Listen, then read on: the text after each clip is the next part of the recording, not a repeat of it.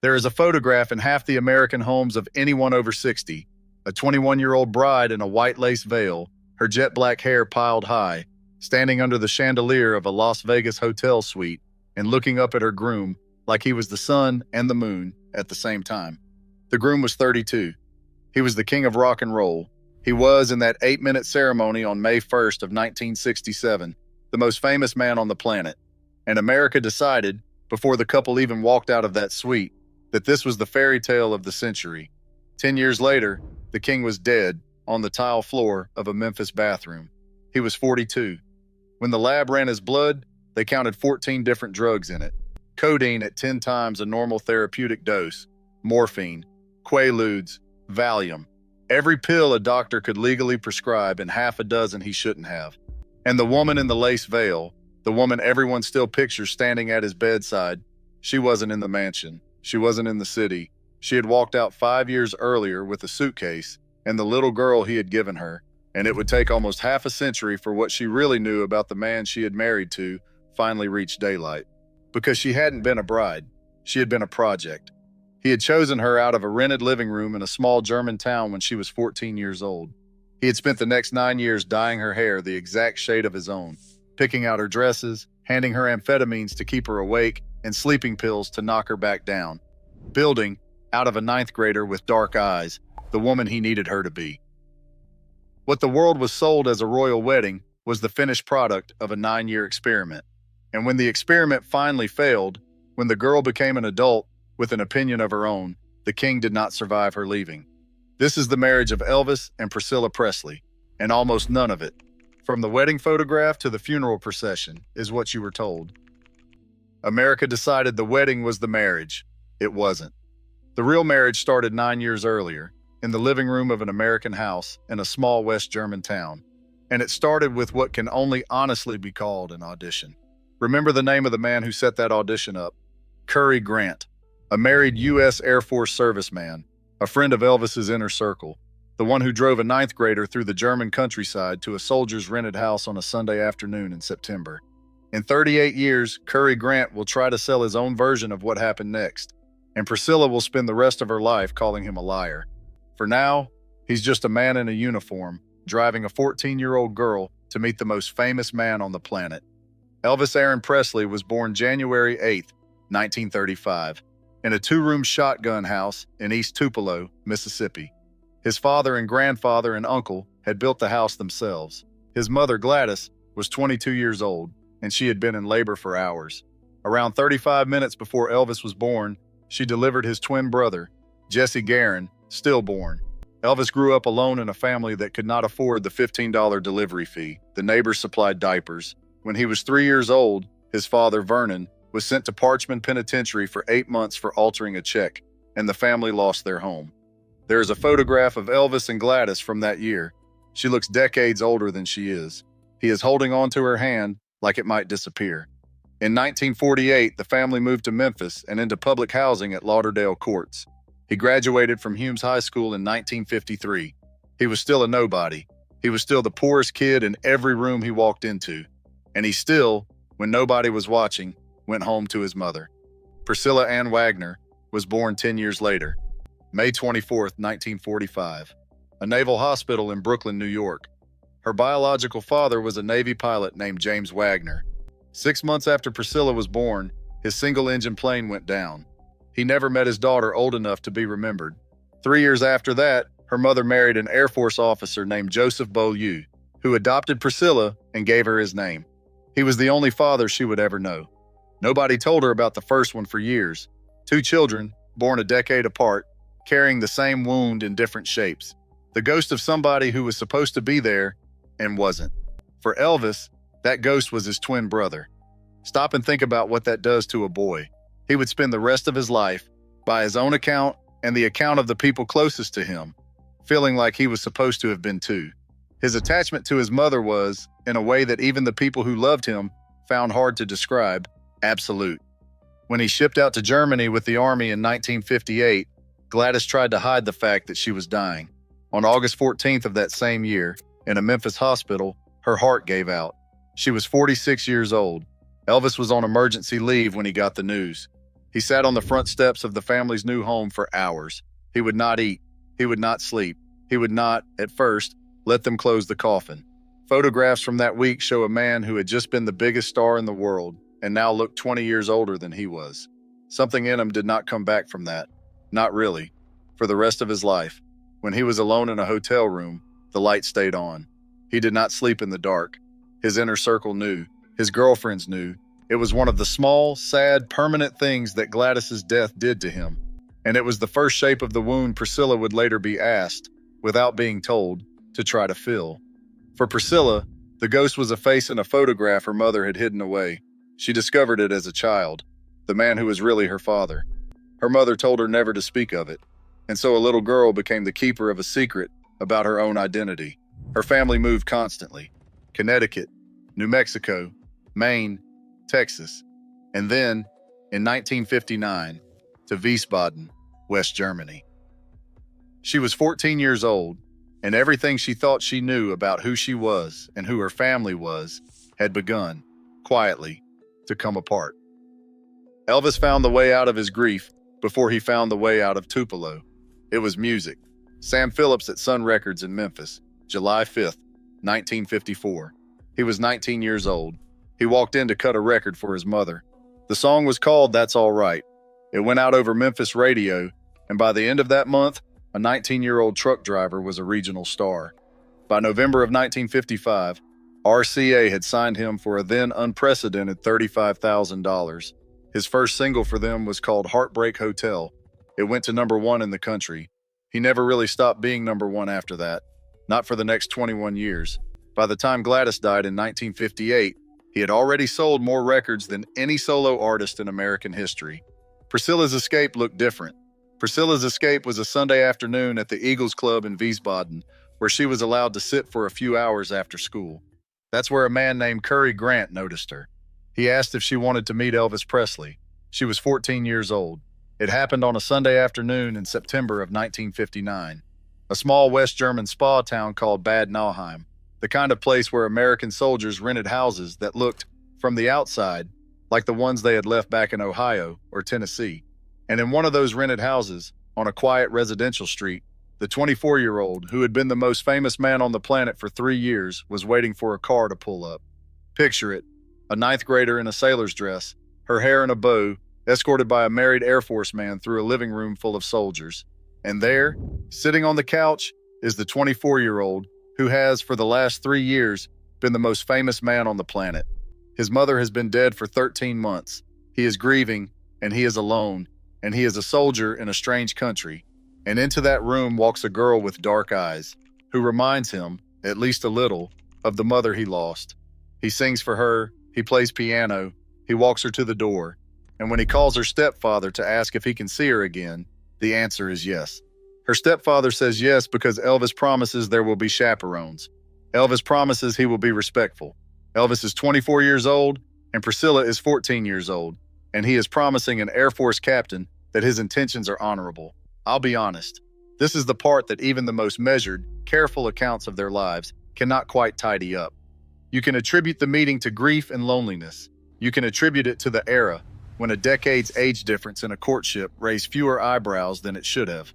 You can say, as Priscilla herself has said for more than 60 years, that nothing sexual happened between them for a very long time. You can say all of that, and then you have to look at what happened next. Because when Elvis went home to the United States in 1960, Priscilla stayed behind in Germany. She was still 14, and she waited. She waited for 2.5 years, and when she was 17, her parents, after months of long-distance phone calls from Memphis, after Elvis and his father flew to Germany in person to make their case, put her on a plane to America. She was supposed to live with Elvis's father, Vernon, and finish high school at an all-girls Catholic school called Immaculate Conception. She was Vernon's house guest on paper. In practice, she moved into Graceland within weeks. You should know what Elvis was, in the culture, by the time he brought Priscilla into Graceland. He was the biggest movie star in the world. Not just a singer who made movies, a movie star. He had already made Love Me Tender in 1956, Loving You in 1957, Jailhouse Rock that same year, and King Creole in '58, the last of which the director shot as an actual drama, and which critics still call the best acting Elvis ever put on film. He came home from the Army, and his manager, Colonel Tom Parker, made a decision. Elvis would not tour. Elvis would not do live television. Elvis would make movies, one after another, 3 a year, formula pictures, musicals with soundtracks that RCA could sell. And for the entire first half of the 1960s, Elvis was a top 10 box office star. G.I. Blues, Blue Hawaii, Viva Las Vegas, opposite Anne Margaret. 11 of his soundtracks reached the top 10. 4 of them hit number 1. He starred in 17 box office top 10 films between 1956 and 1965. Behind the scenes, he hated most of them. Friends who were on those sets said so, and later so did he. But the Colonel had a formula, and the formula printed money. Priscilla lived inside this world at 18 years old. She finished high school in 1963. She graduated with a Catholic school diploma and moved fully into a mansion outside Memphis, where the man she loved was rarely home because the man she loved was in Los Angeles making a movie, or a soundtrack, or the next movie. And on May 1st, 1967, in a suite at the Aladdin Hotel in Las Vegas, they were finally married. The ceremony took 8 minutes. She was 21 years old. 9 months later, on February 1st, 1968, Lisa Marie Presley was born. Then came the '68 comeback special, December 3rd, 1968, on NBC. Elvis wore a black leather suit. He sat on a small stage with his old bandmates and sang like he had been holding it in for a decade. The country remembered why they had loved him. It is still, for a lot of people, the greatest performance he ever gave. Subscribe now, because what happens in the 5 years between that comeback and the moment Priscilla walks out of Graceland is the story America was told never happened. And once you have seen the receipts, you cannot unsee them. 4 years after that comeback, on January 14, 1973, Elvis performed a concert called Aloha from Hawaii. It was broadcast live via satellite to Asia and Oceania, and later on tape delay to the United States and Europe. NBC ran the American version on April 4th. It pulled a Nielsen rating of 33.8, number 1 program of the week, number 1 program on NBC for the entire year. He had never been more famous. She had never been more alone.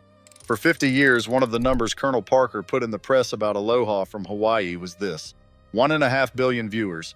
Over 1 billion people, according to the promotional material, tuned in to watch Elvis Presley sing from a Honolulu arena.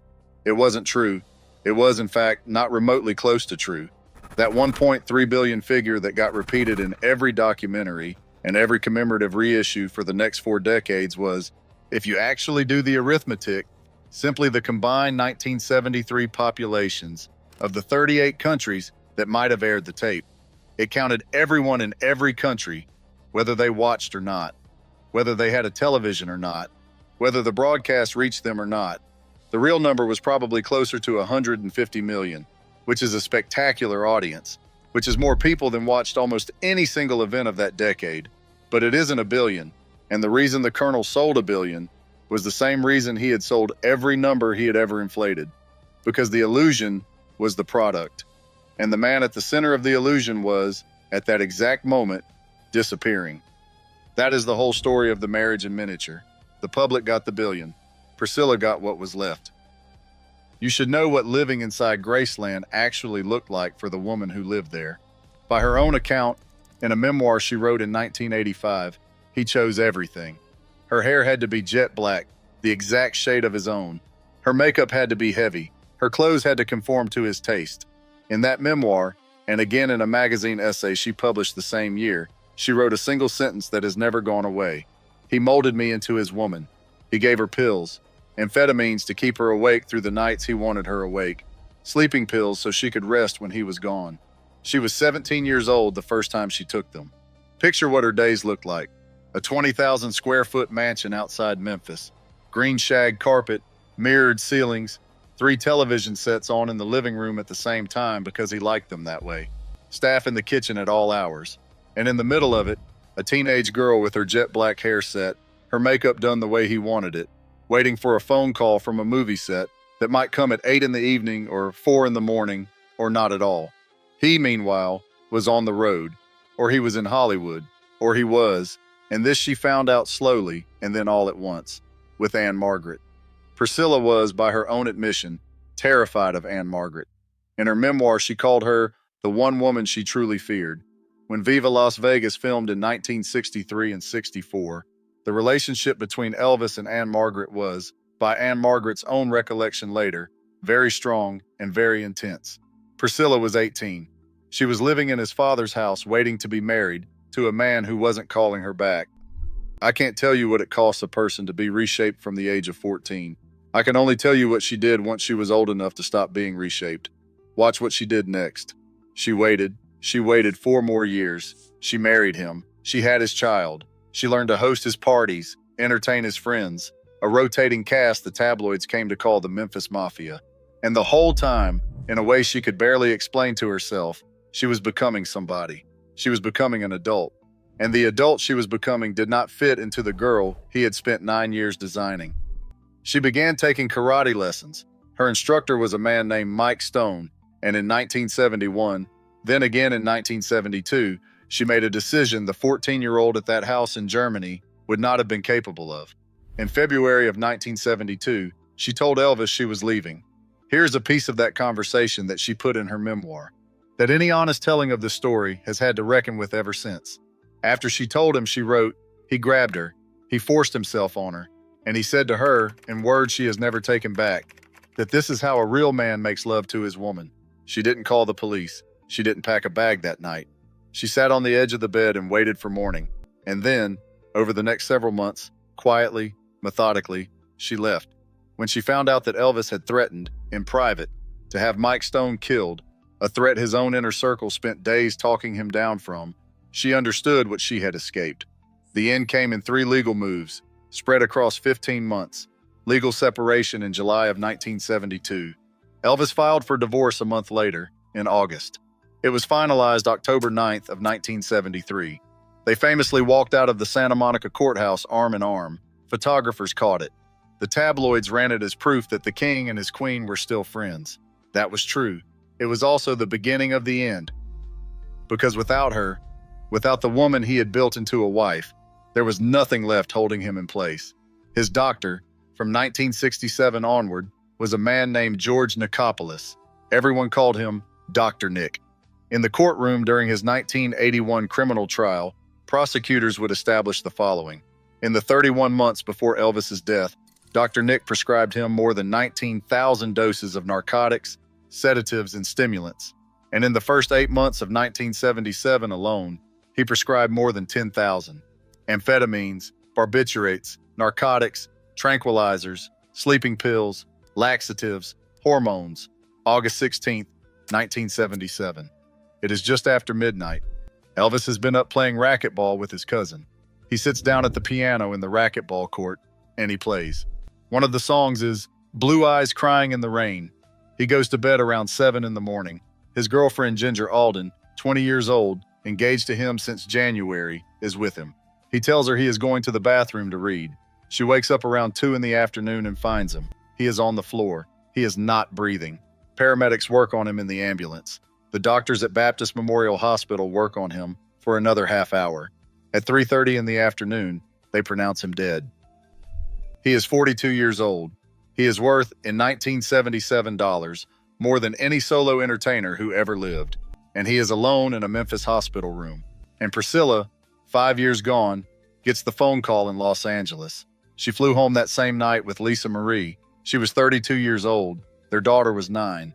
And somewhere in the hours between the phone call and the funeral, she had to sit that child down and tell her that her father, the man who was on the cover of every magazine and every airport she had ever been in, was gone.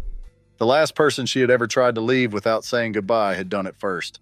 The Shelby County medical examiner, Dr. Jerry Francisco, held a press conference that same night.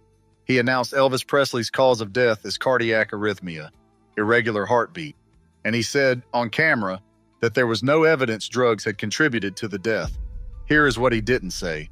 The toxicology report identified 14 drugs in Elvis Presley's blood at the time of his death. 10 of them were present in significant quantity. Codeine was in his system at a level reported to be roughly 10 times the therapeutic dose. Morphine, its metabolite, was there. Quaaludes, Valium, others. Members of the autopsy team, in the years that followed, would say publicly that they had been stunned by the ruling. And in 1980, The Tennessee Board of Medical Examiners found Dr. Nick guilty on 10 counts of overprescribing. He was indicted on 14 criminal counts the same year. A Shelby County jury acquitted him on all of them in 1981. 15 years later, in 1995, the Tennessee Board permanently revoked his medical license. America was told the king's heart just gave out. It didn't. It had been given more than 19,000 doses of reasons to give out, and the man who had signed those prescriptions kept practicing medicine for another 18 years. Vernon Presley died in June of 1979. Cardiac arrest. He was 63 years old. The estate he left behind was in trouble. The upkeep of Graceland alone was running around $500,000 a year. There was no money for it. There was, on paper, an 11-year-old girl named Lisa Marie who owned everything and could touch none of it. And there was Priscilla, 34 years old, divorced, widowed in a way that isn't in any dictionary. In 1981, she co-founded Elvis Presley Enterprises with a young executive named Jack Soden. In 1982, on June 7th, she opened the mansion to public tours. 3,034 people paid $5 each on opening day, and a house that was about to be sold off in pieces became, because she made it become, the second most visited private residence in America. She saved him after he was gone. She saved his name, his estate, his daughter's inheritance, and the mansion he was buried in. And then, at the same time, she started something of her own. In 1983, she was cast as Jenna Wade on Dallas. She played the role for 5 seasons until 1988. That same year, she was cast in a comedy called The Naked Gun, opposite Leslie Nielsen. She played it deadpan and beautiful, and audiences loved her. She did 2 sequels. She did Melrose Place. She did Spin City. She voiced a character in a Netflix animated series called Agent Elvis in 2023. She turned down a Bond girl role in 1985. And in an interview she gave in the fall of 2024, she said plainly that acting was the thing that had freed her to become her own person. Read that line again. The woman he had spent 9 years remaking said the thing that finally let her stop being his creation was becoming somebody else, on her own terms, in front of cameras that weren't his. The tragedy is that the same peace never reached her daughter. Lisa Marie Presley lost her only son, Benjamin Keogh, to suicide in July of 2020. He was 27 years old. Lisa Marie herself died in January of 2023, at 54, of complications from a small bowel obstruction that traced back to a previous surgery. Priscilla buried her only child in the meditation garden at Graceland, next to Elvis. Later that year, she went to court to fight her granddaughter, Riley Keogh, over an amendment to a family trust. An amendment Priscilla argued had never been properly witnessed or delivered. They settled it in October of 2023. Riley became the sole trustee. Priscilla was paid a one-time payment of $1 million, and she kept the right to be buried, one day, in the same garden as her husband and her daughter. The plant was Curry Grant, the married Air Force man who put a 14-year-old girl in a Sunday afternoon living room with the most famous man in the world. In 1997, 38 years after that afternoon, Curry Grant sat down with a writer named Suzanne Finstad and told her a version of events in which Priscilla was not entirely the innocent she had claimed to be. Finstad's book, Child Bride, built its most explosive claims on his testimony. Priscilla has spent the rest of her life saying, publicly and privately, that Curry Grant is a liar at the Venice Film Festival on September 4th, 2023. She said it again on the record. In her own words, even though she was 14, she said, she was older in life than in numbers. That was the attraction. People assume it was sex. It wasn't. She never had sex with him. He was very kind, very soft, very loving, and he respected the fact that she was only 14 years old. The record cannot settle which of them is telling the whole truth. Honest tellers should say so. What I can tell you is which of them had something to gain from the version they told, and which of them, 38 years later, was still living inside the consequences. Here is what the record can settle. Elvis Presley died at 42. The man who introduced him to his future wife spent decades trying to sell his own version of that meeting for money. The manager who ran Elvis's career skimmed as much as 50 cents of every dollar off his own client. The doctor who was supposed to keep him alive helped him die. And the girl in the sailor's dress? The one everyone thought was the trophy. She is 80 years old. She is still alive. She has her own name, her own films, her own career, her own money, and the last word on who her husband was. He got the arena. He got the billion viewers that never existed and the 21 years of #1 singles that did. He got the funeral procession that shut down Memphis. She got the archive. She has spent almost 50 years deciding what America is allowed to see of him.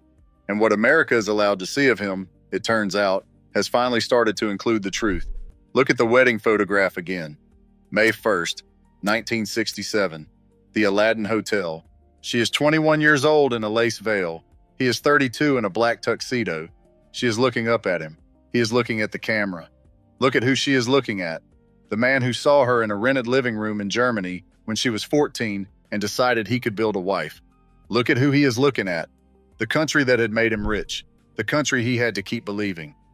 Was it a love story? America was too jealous to accept the way she has always said it was? Or was it the longest experiment ever conducted, in public, on one girl's ability to survive being loved by the wrong man? The bathroom door in Memphis closed on the man who tried to build her. It didn't close on the woman he built. She walked out of that door with a suitcase and a child, and every single ticket sold at the mansion, every royalty check, every documentary, every reissue, every anniversary special, for the last 48 years has gone through her hands first. He got the crown. She got to decide what happens to it.